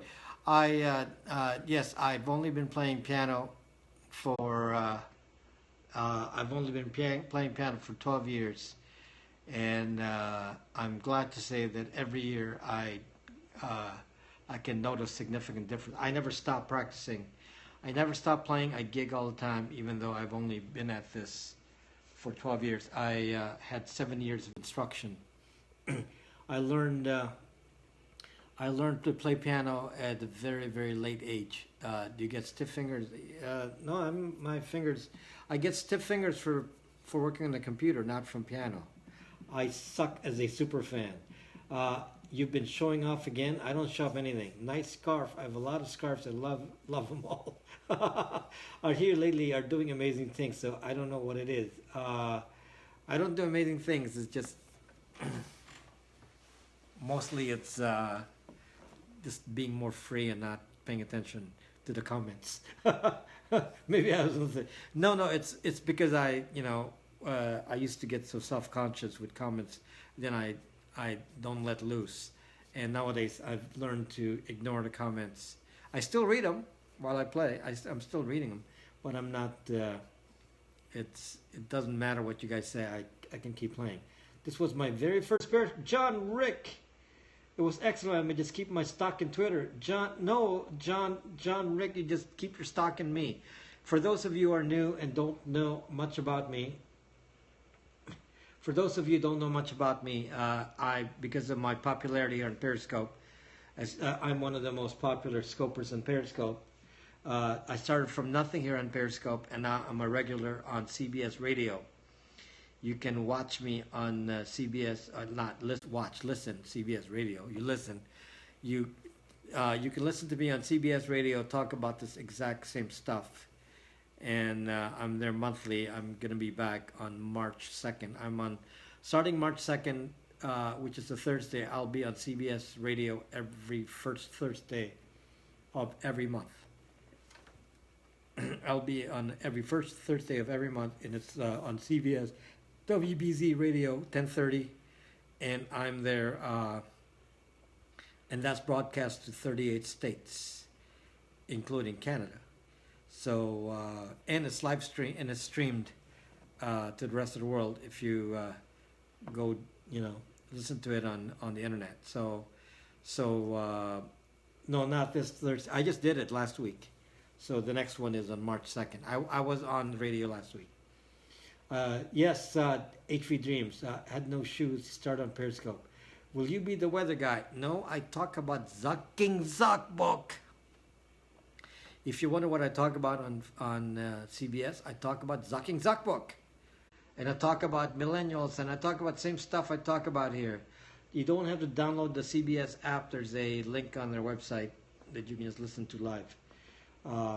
Or if you're in the East Coast, just turn on the Zucking Radio. 10:30. 10:30. Yeah. So I talk about the same thing. So even CBS Radio is acknowledging that I'm what I talk about is important, and they're actually kind of changed their tune.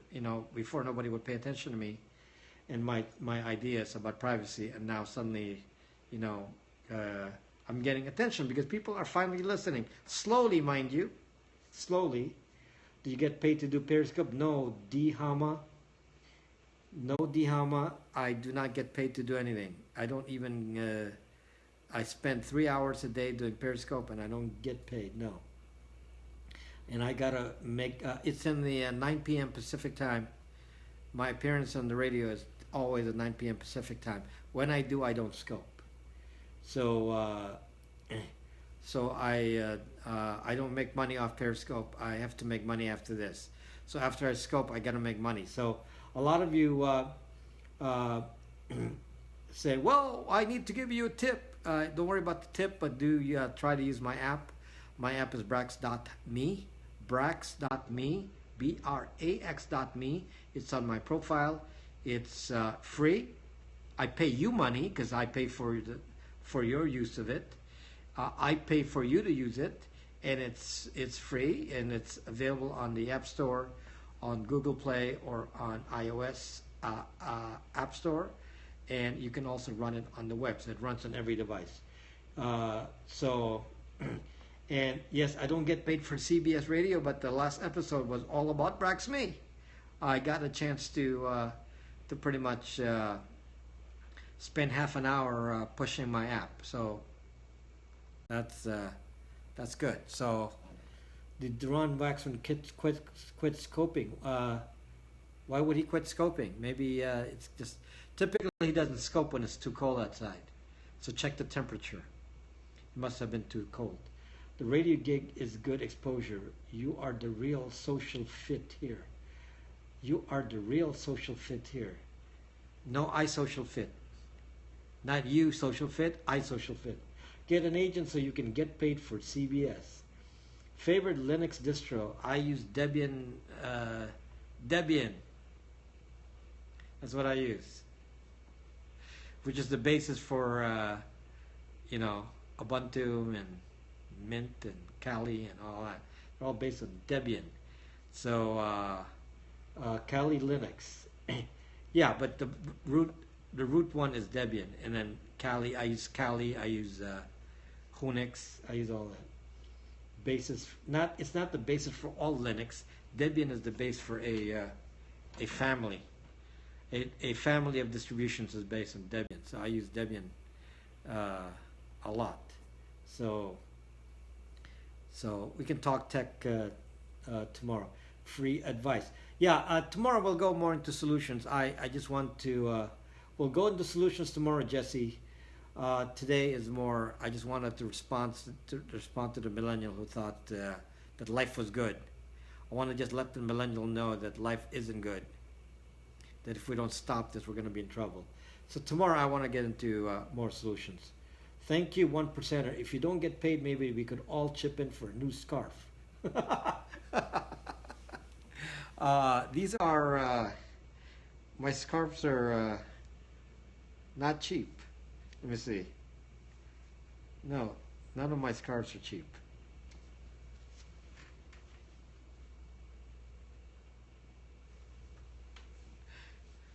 So everyone's always checking what is the brand on that scarf. Well, I only wear two. It's either Brooks Brothers or Burberry. So that's the only scarves I have. They're all made in Scotland. So the Brie Olsen brand, you can get a monthly. I can tell they are nice scarves. So I lost some of them. I had I can't find my camel hair. I had camel hair stuff, and I can't find it. Darn, the scarves and blinds are bigger than you. What is the best free VPN? Don't use any free VPN. You're going to be zucked. Walmart for you. Don't use any free VPNs. They'll zuck you. No. I don't recommend a single free VPN. You will get zucked. A VPN is only $40 a zucking year. Okay, you're late. Shocking guy's late. A VPN, the one I recommend, is only $40 a year for 5 devices. That's enough for your family. 5 devices, including mobile. For $40 a year. It's not a bad deal. Scarves twerk. Millennials grew up with Obama in office. That's why they have such a distorted reality. No VPN is private. No VPN is private. Not true, Baseface.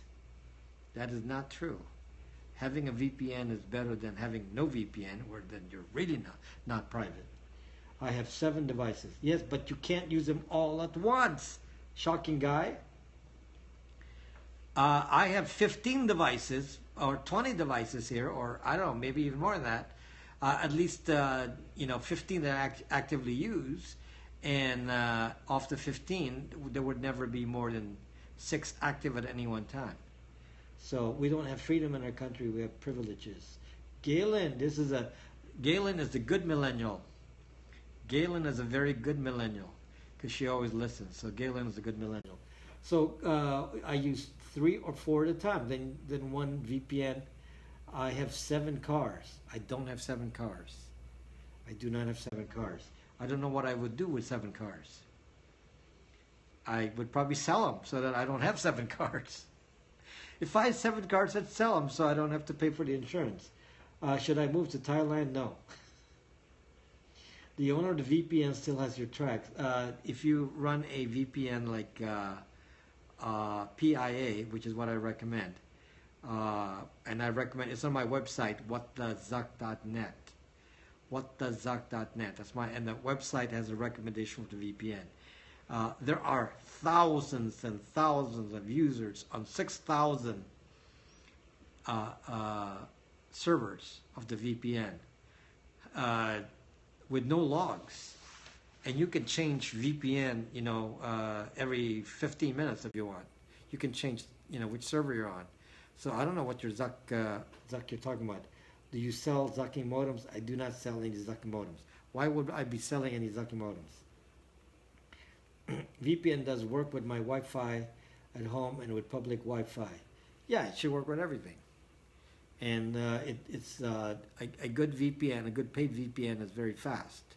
A good paid VPN can, like I use, I can watch videos on them. They can go 35 megabits, no problem. That's the speed of PIA. 35 megabits is enough to watch full streaming video, no problem. So anyway, we'll talk about these things tomorrow. Tomorrow will be, you can ask me these questions.